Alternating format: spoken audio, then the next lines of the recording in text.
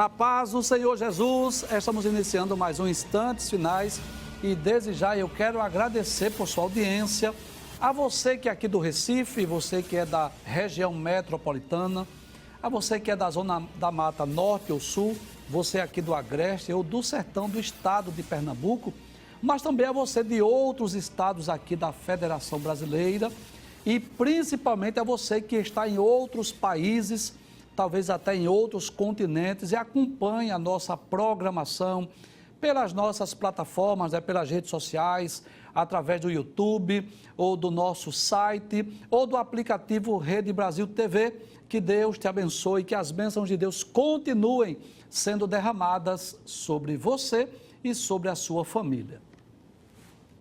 Eu gostaria de lembrar mais uma vez, Se você deseja entrar em contato conosco, a melhor forma é através do WhatsApp do programa. Então, diariamente eu tenho recebido muitas mensagens através de outros meios, mas a melhor forma é através do WhatsApp do programa, 994661010. Mas é bom lembrar isso. Você pode ficar à vontade para enviar a sua mensagem, a sua crítica, a sua sugestão, a sua opinião sobre o programa. Talvez você não tenha uma dúvida, talvez você não tenha uma pergunta, mas tem uma mensagem para enviar para nós. Fique à vontade. 994661010. Muito bem, se você é um telespectador assíduo do programa, se você está acompanhando aí essa nova temporada, Apocalipse, versículo por versículo, nós já estamos estudando o capítulo de número 19 do livro do Apocalipse, que descreve a queda da Babilônia. Alegria e triunfo nos céus é o tema dos versículos 1 a 10. Abre a tela, por favor, que nós queremos mostrar aí, dos versículos 1 a 10. A primeira tela do capítulo 19, por gentileza. Isso, estamos estudando aí. Na verdade, nós já estudamos os 10 primeiros versículos do capítulo 19 e hoje nós vamos relembrar apenas os últimos versículos, que são os versículos 7 a 10, que vimos no programa anterior. E hoje vamos dar início já a outro tema que ainda está no capítulo de número 19, que é a vitória de Cristo sobre a besta e o falso profeta, a partir do versículo de número 11. Mas antes, vamos relembrar, vamos recapitular aquilo que vimos. É uma metodologia que nós sempre utilizamos aqui, é uma forma de reforçar o aprendizado, de relembrar aquilo que vimos e também dar às pessoas que por alguma razão não puderam assistir o programa, pelo menos ter uma ideia daquilo que nós abordamos no programa anterior. Então vamos recapitular Apocalipse 19, versículos 7 a 10, que fala sobre sobre as bodas do Cordeiro, A celebração das bodas do Cordeiro. Nós já dissemos aí, baseado no versículo 7, que a celebração das bodas do Cordeiro, ela ocorrerá após após o tribunal de Cristo, durante o período que na terra estiver ocorrendo a grande tribulação. E ela será caracterizada por um regozijo, por uma alegria incomparável. O texto deixa bem claro, regozijemo-nos e alegremo-nos. Nós já dissemos aqui no programa anterior, que não há nada, nenhum momento aqui na terra que possamos comparar com o gozo, com a alegria desta celebração das bodas do Cordeiro, Aqui na terra nós temos momentos de alegria, de gozo, mas nada que possamos comparar a esse momento. Então o texto diz, regozijemo-nos e alegremo-nos, Nós já estaremos em corpos gloriosos, incorruptíveis, na presença de Deus lá no céu. Mas o texto diz, e demos-lhe glória. Então a celebração das bodas do Cordeiro também será marcada por adoração. O texto diz, porque vindas são as bodas do Cordeiro e já sua esposa se aprontou. Nós já dissemos, que existem várias figuras da igreja nas páginas da Bíblia. A igreja é comparada a um exército, a igreja é comparada a um corpo, a igreja é comparada a uma plantação, a igreja é comparada a um rebanho, a igreja é comparada a uma família. Mas uma das mais belas figuras da igreja nas páginas da Bíblia é a figura de uma noiva, Então, falar de bodas, fala de casamento, do encontro de Cristo com a sua noiva, que é a igreja, como ele prometeu. Ele disse, não se turbe o vosso coração, crede em Deus, crede também em mim. Na casa do meu pai há muitas moradas. Se não fosse assim, eu vos teria dito, pois vou preparar-vos lugar. E quando eu for e vos preparar lugar, eu virei outra vez, disse Jesus, e vos levarei para mim mesmo, para que onde eu estiver, estejais vós também. Ainda no versículo 7, diz que a sua esposa já se aprontou.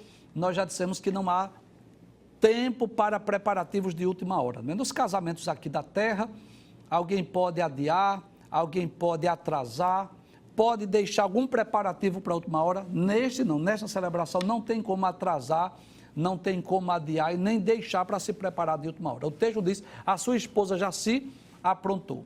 Vimos o versículo de número 8, que fala exatamente sobre os trajes da noiva. Ela estava vestida de quê? De linho, que era o tecido mais especial que havia nos tempos bíblicos. Então, ela estava vestida de linho fino, puro e resplandecente. Essa cor, não é? Pura, resplandecente, fala do brilho, da glória, fala de pureza, fala de santidade. E diz que o linho fino são a justiça dos santos. E nós já dissemos que essa justiça veio através de Cristo. A partir do momento que cremos em Cristo e o recebemos como nosso Salvador pessoal, então nós nos tornamos justos diante de Deus. No versículo de número 9, nós também já estudamos esse texto. João recebe uma ordem para escrever bem-aventurados, né? Ou seja, feliz, muito feliz. Quem é? Aqueles que são chamados à ceia das bodas do Cordeiro. E nós já dissemos hoje, já dissemos no programa anterior, que todos são convidados. O convite à salvação é universal. Não é para um grupo de eleitos, não é para um grupo de predestinados, não. A salvação é para todos. Jesus disse, vinde a mim todos os que estáis cansados e oprimidos. João 13,16 diz, porque Deus amou o mundo de tal maneira que deu seu Filho unigênito, para que todo aquele que nele crê não pereça, mas tenha vida eterna. Então, o convite à salvação é para todos, todos estão convidados. Inclusive, nós até lemos no programa anterior, capítulo 22 do Evangelho escrito por Mateus, onde fala a parábola das bodas, que os judeus rejeitaram, mas as portas se abriu para os gentios e todos podem participar, basta querer e, claro, atender às perspectivas, né? Crer em Cristo, se arrepender dos pecados, se converter dos maus caminhos e obedecer a Cristo, que poderá participar da celebração dessa festa. Volta ao texto mais uma vez, ainda versículo 9. Aí João diz, estas são as verdadeiras palavras de Deus. Nós dissemos que essa promessa não está baseada em filosofias humanas, não é uma promessa feita por homens, por teólogos, por filósofos, por historiadores, mas uma promessa feita pelo próprio Jesus. Finalmente estudamos o versículo de número 10, pode passar a tela. João ia adorar o ser angelical, o ser angelical disse, olha, não faças tal, eu sou o teu conservo, servo dos teus irmãos também, e que tem o testemunho de Jesus, adora a Deus. Nós explicamos aí que somente Deus deve ser adorado, somente Deus deve ser reverenciado e adorado, porque só Ele é o Criador, eterno, poderoso, imutável, soberano, que nem os seres angelicais devem ser adorados. E o texto conclui dizendo que o testemunho de Jesus é o espírito de profecia. Nós já explicamos que o verdadeiro objetivo da profecia é dar testemunho de Cristo. Foi revisão, foi os 10 primeiros versículos que nós estudamos no capítulo 19. Agora, o segundo tema do capítulo 19, pode abrir a tela por gentileza, que é a vitória de Cristo sobre a besta e o falso profeta. Abre essa tela por gentileza, claro, mais uma vez nós dizemos que são imagens meramente ilustrativas, mas para termos uma ideia, né, daquilo que João viu, só para nós termos uma ideia. Então essa é a ocasião em que João viu Jesus vindo do céu, que não é arrebatamento, é a vinda de Jesus em glória, e João viu Jesus montado em um cavalo branco. Por isso que essa imagem está aí, de acordo com o texto bíblico, você vai perceber isso. Mas eu gostaria de explicar, não é, que no céu não existem animais. Pode trazer a tela, por favor? O céu não é um lugar para animais. Quem é que habita no céu? O Deus Trino, os seres angelicais.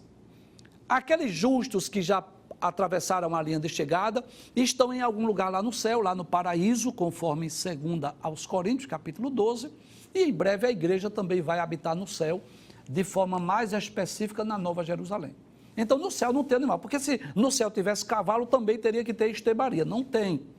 Mas quando o texto mostra Jesus descendo, montado em um cavalo branco, era a forma que na época os grandes reis ou os imperadores, eles montavam os seus cavalos, eles tinham os seus cavalos. Então, isso fala de realeza, fala de poder, isso fala de autoridade. Então, por isso que Jesus, nas visões do Apocalipse, nas visões de João, ele aparece montado em um cavalo branco, mas não cremos que isso seja literal. Isso é simbólico, isso fala do seu poder, da sua divindade, da sua realeza, porque era assim que os reis se apresentavam nos tempos bíblicos. Vamos ver o que diz a palavra de Deus? Se você dispõe de uma Bíblia, Apocalipse, capítulo 19, versículo de número 11. O texto diz: e vi o céu aberto e eis um cavalo branco. Bem, eu gostaria de explicar que existe no livro do Apocalipse 2 cavaleiros montados em cavalos brancos. Existe um cavaleiro que está lá no capítulo 6 e outro cavaleiro que está no capítulo de número 19. Se você ler o capítulo 6, versículos 1 e 2, você vai perceber que aquele cavaleiro que está no capítulo 6, ele está com um arco na mão. Ele tem uma coroa na cabeça, saiu vitorioso e para vencer, e ele tem um arco em sua mão. E este cavaleiro, do capítulo de número 19, versículo de número 11, ele também vem montado em um cavalo branco. Mas não trata-se do mesmo personagem, são 2 personagens distintos. Nós cremos que o cavaleiro do capítulo 6 é o anticristo, aquele que vai implantar a falsa paz. Assim que a igreja for arrebatada, que tiver início a grande tribulação, haverá uma falsa paz, haverá uma implantação de uma falsa paz no mundo. Então, o cavaleiro do capítulo de número 6, que a Bíblia não diz o seu nome, aquele é o anticristo. Esse cavaleiro do capítulo de número 19, a partir do versículo 11, cremos sim que esse é Jesus. Esse é o verdadeiro Cristo, o verdadeiro Messias. Ele está descendo do céu, mas eu lembro mais uma vez, esse texto não fala de arrebatamento da igreja. Esse texto fala da vinda de Jesus em glória. Observe que ocorre após a celebração das bodas do Cordeiro. Então, primeiro veio a celebração das bodas do Cordeiro, para depois Jesus descer montado nesse cavalo branco. Então, volta ao texto mais uma vez. E viu o céu aberto. Então, João tem a visão, viu o céu aberto e viu um cavalo branco. Aí ele diz: o que estava sentado sobre ele chama-se fiel e verdadeiro e julga e peleja com justiça. Então, 4 adjetivos ou características desse que estava montado no cavalo branco do capítulo 19, João descreve. Primeiro, ele diz que ele é fiel. Então, quando o texto diz que Jesus é fiel, que esse cavaleiro montado, pode trazer a tela, no cavalo branco ele é fiel, está dizendo que nós podemos confiar, que as suas promessas elas não falham, que ele não é o homem para que minta, nem filho do homem para que se arrependa. A fidelidade de Deus, a fidelidade de Cristo, ela consiste exatamente naquele que é fiel para cumprir com as suas promessas. E quando nós lemos a Bíblia, nós vamos perceber que este é um dos atributos de Deus, um dos atributos também de Cristo, eu diria até um atributo comunicável. Nós já explicamos aqui, não é? Que é um atributo moral de Deus, que também é um atributo comunicável. O que é um atributo? O atributo fala de característica, de qualidade de Deus. Quando nós dizemos que ele é comunicável, é que Deus compartilhou conosco, com os seres humanos. Agora, a diferença, você deve lembrar, porque nós já falamos sobre isso, é que esses atributos comunicáveis, amor, bondade, justiça, fidelidade, misericórdia, eu já expliquei sobre isso, mas deixa eu lembrar mais uma vez, em Deus ele é perfeito, completo, absoluto e inalterável. Em nós, seres humanos, ele é relativo, ele pode sofrer alterações ou variações. Então, alguém hoje, um ser humano, por exemplo, ele pode ser fiel hoje e infiel amanhã, ou o inverso, ele ser infiel hoje e fiel amanhã. Ou ele pode ser fiel, eu estou falando de seres humanos, não de Cristo.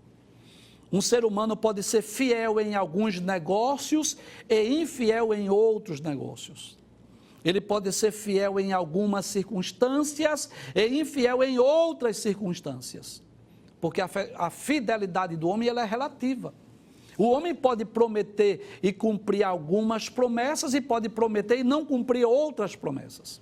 Mas Cristo não. Cristo é fiel no sentido pleno. Nós podemos confiar na sua fidelidade. Na primeira epístola aos Tessalonicenses, capítulo 5, versículo 24, Paulo diz isso: fiel é o que vos chama, o qual também o fará. Ele está falando aqui com certeza de Cristo. E na segunda aos Tessalonicenses, capítulo 3, versículo 3, diz: mas fiel é o Senhor, que vos confortará e guardará do maligno.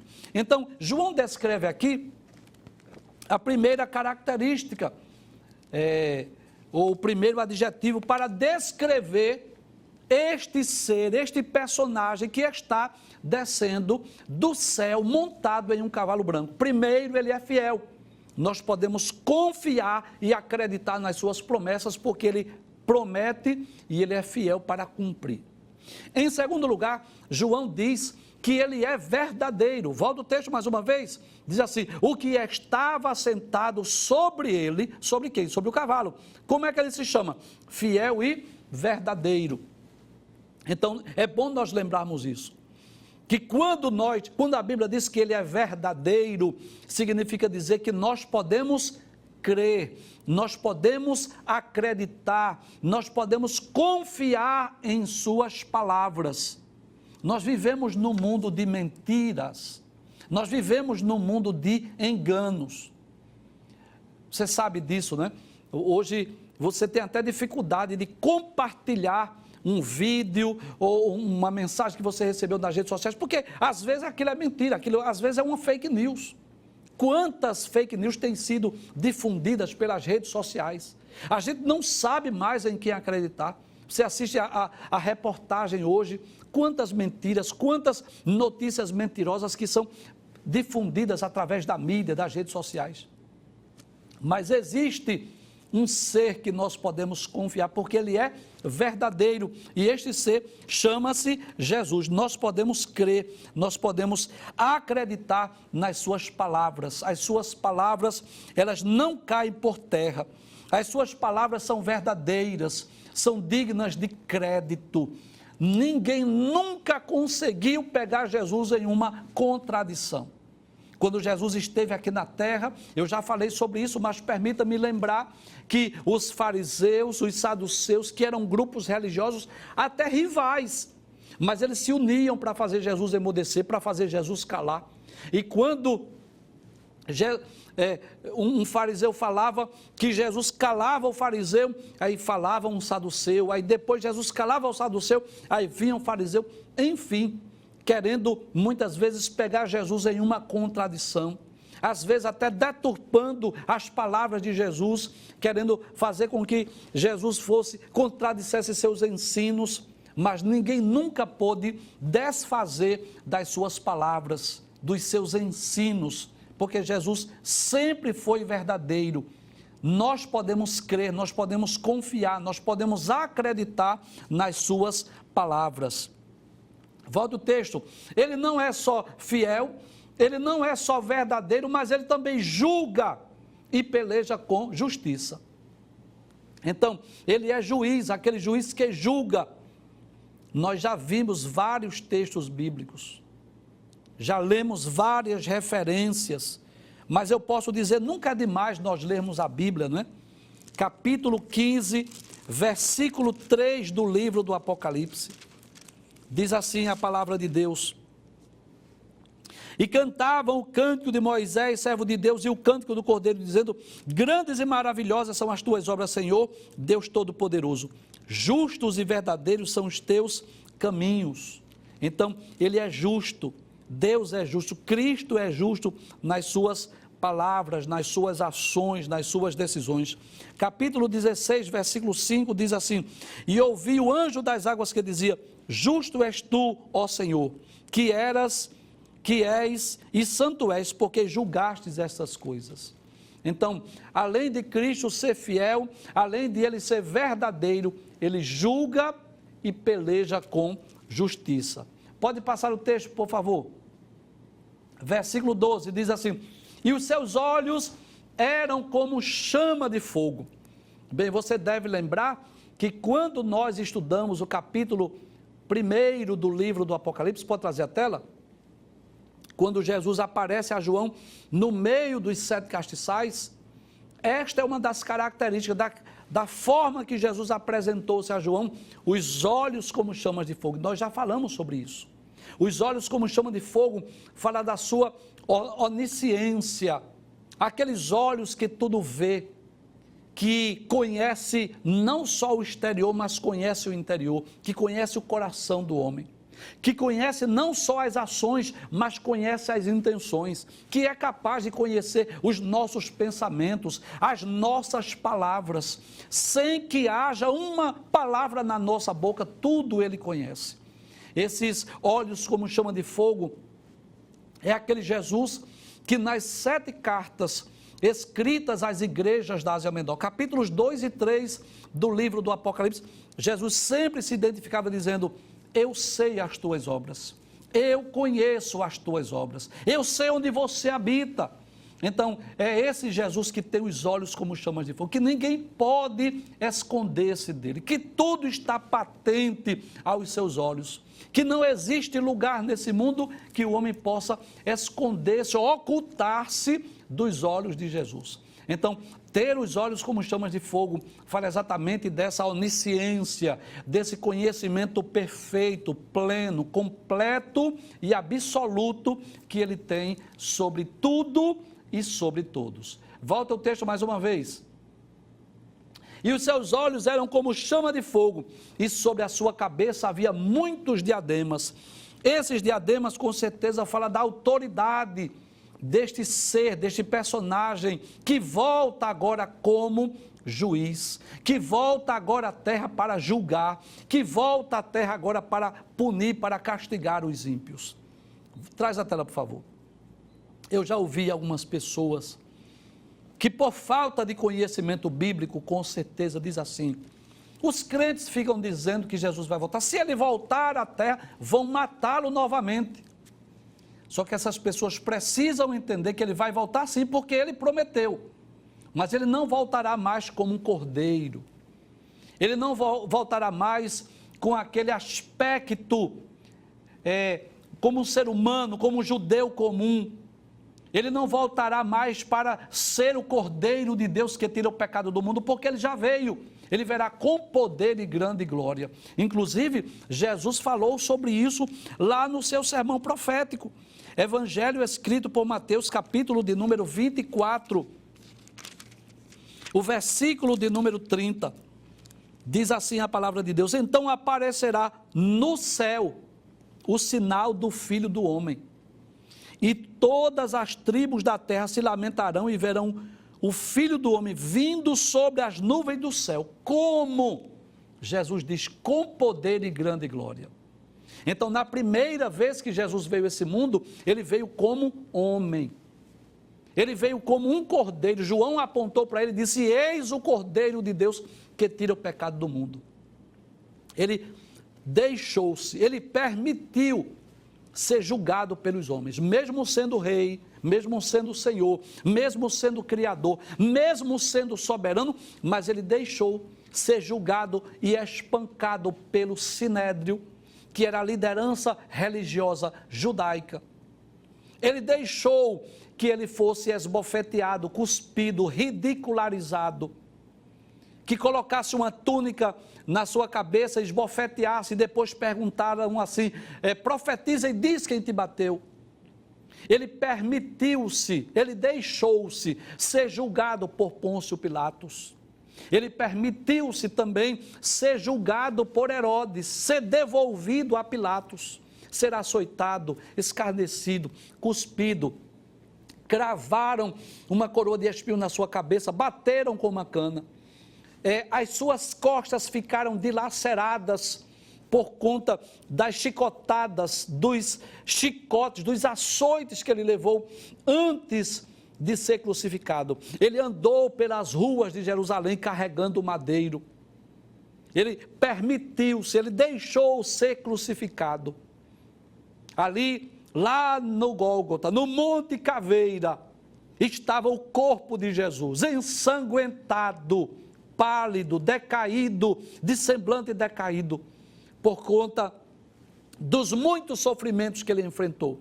Sofrimento físico, sofrimento moral, sofrimento espiritual. Aquele que nunca cometeu pecado, ele permitiu-se passar por todo o escárnio, por toda a zombaria, por todas os horrores daquele tipo de morte, que era a morte mais cruel que havia na sua época.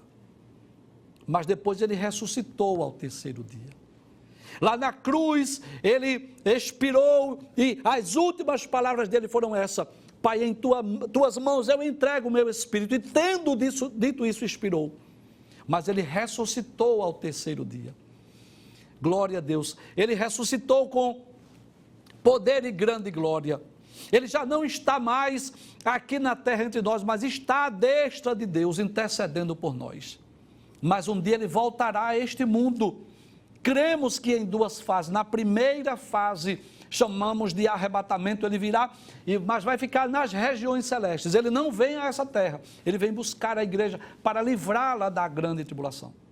Mas 7 anos depois, Cristo desce sobre as nuvens, ele vem sobre as nuvens do céu, e ele vem com poder e grande glória, ele vai pisar essa terra, e ele não vem mais naquele corpo mortal, fragilizado, naquele corpo humano corruptível como os nossos corpos. Não, ele virá com um corpo glorioso, espiritual, claro, numa forma de homem, mas não num corpo mortal, não num corpo corruptível.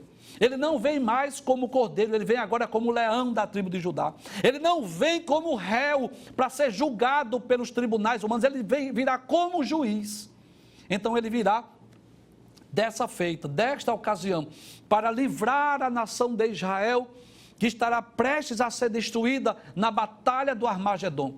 E ele virá para punir, ele virá para castigar as nações e os ímpios e os pecadores que estavam guerreando e lutando contra a nação de Israel. Abre o texto mais uma vez, por gentileza.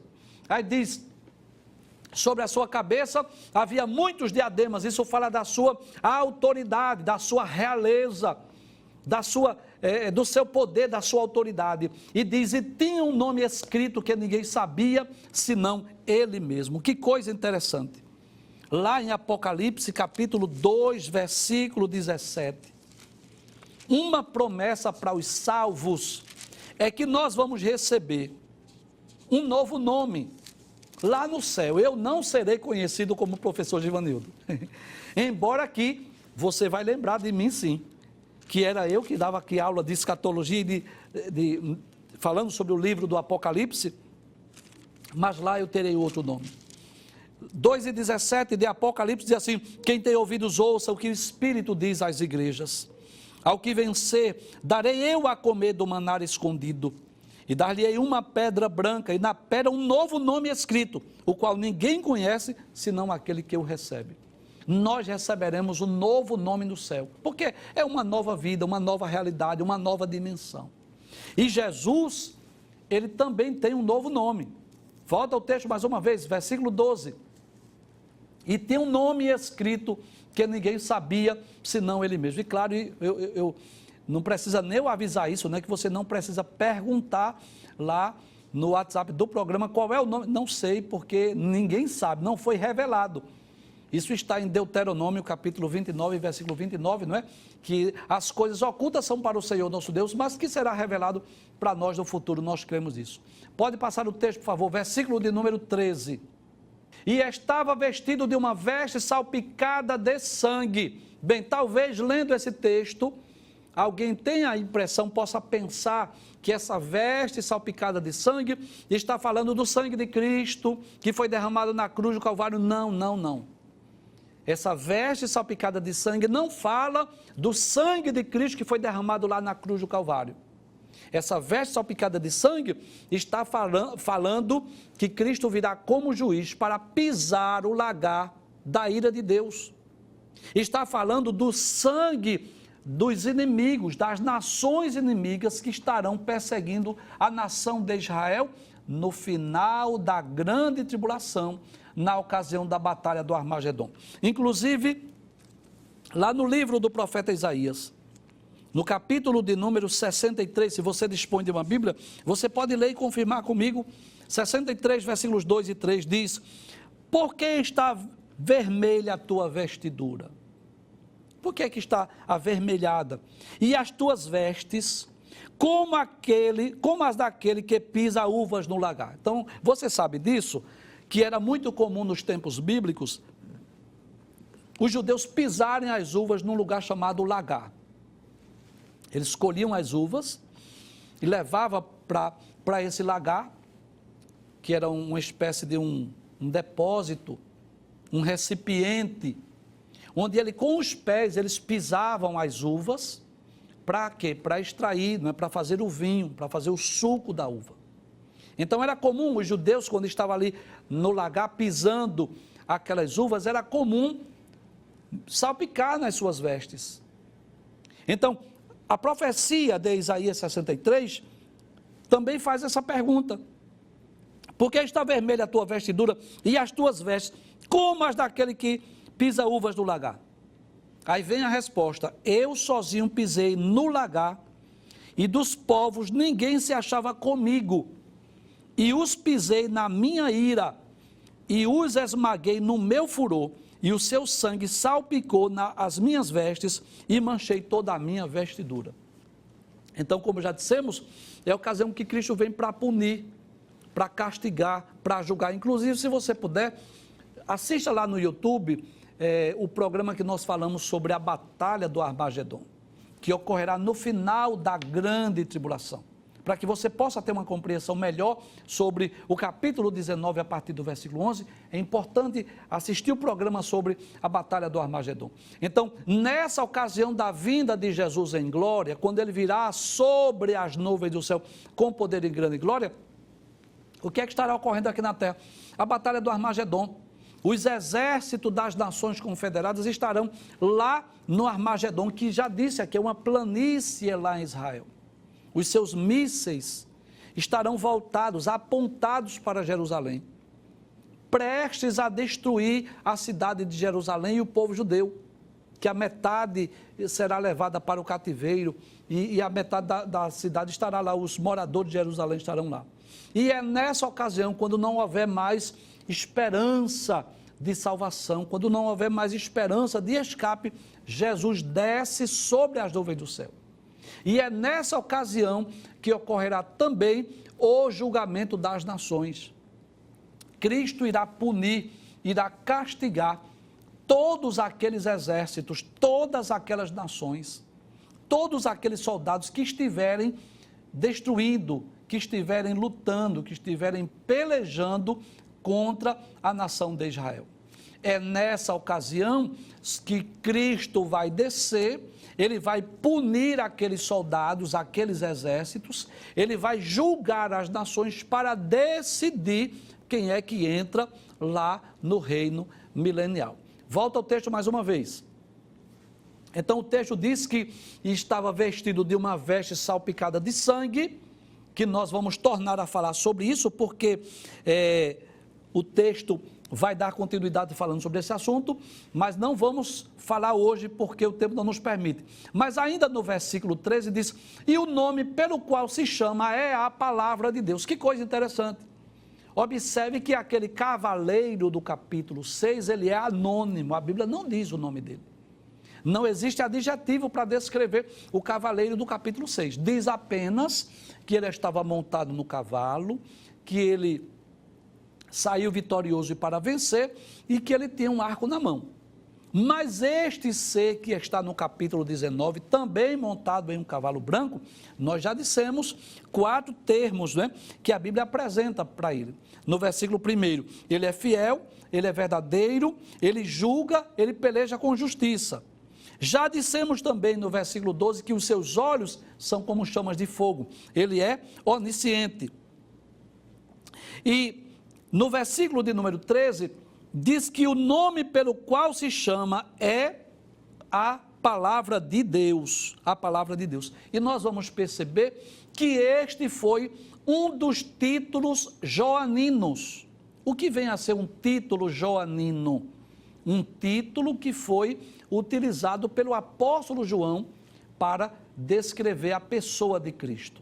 Você sabe que João, ele escreveu 5 livros. Ele escreveu o Evangelho, que é o 4º Evangelho. Ele escreveu 3 cartas ou epístolas e escreveu também o livro do Apocalipse. Lá em João capítulo 1, versículo 1, Jesus é descrito como o Verbo.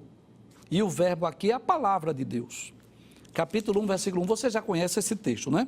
No princípio era o Verbo, e o Verbo estava com Deus, e o Verbo era Deus. Então o Verbo aqui tem um sentido de ser a palavra.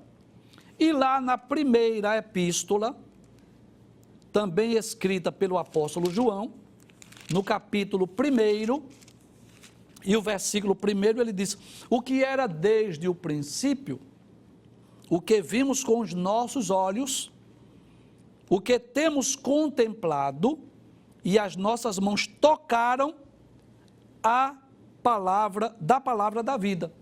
Então veja que em João capítulo 1, versículo 1, João descreve Jesus como sendo o Verbo, como sendo a palavra, e ele diz aqui na primeira epístola, capítulo 1, versículo 1, ele diz que as nossas mãos tocaram da palavra da vida. Ele está também se referindo a Cristo.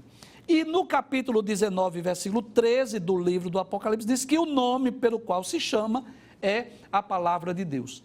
Por isso nós podemos deixar bem claro que este cavaleiro do capítulo 19 não pode ser o mesmo no capítulo 6. O cavaleiro do capítulo 6 é o anticristo, que aparece no início da grande tribulação, e este cavaleiro montado em um cavalo branco, que aparece no capítulo 19 do livro do Apocalipse, já no final da grande tribulação, é chamado fiel, verdadeiro, palavra de Deus. Este sim é o próprio Senhor Jesus, que virá sobre as nuvens do céu com poder e grande glória, no final da grande tribulação, para pôr fim aos governos humanos e para implantar o seu reino milenial.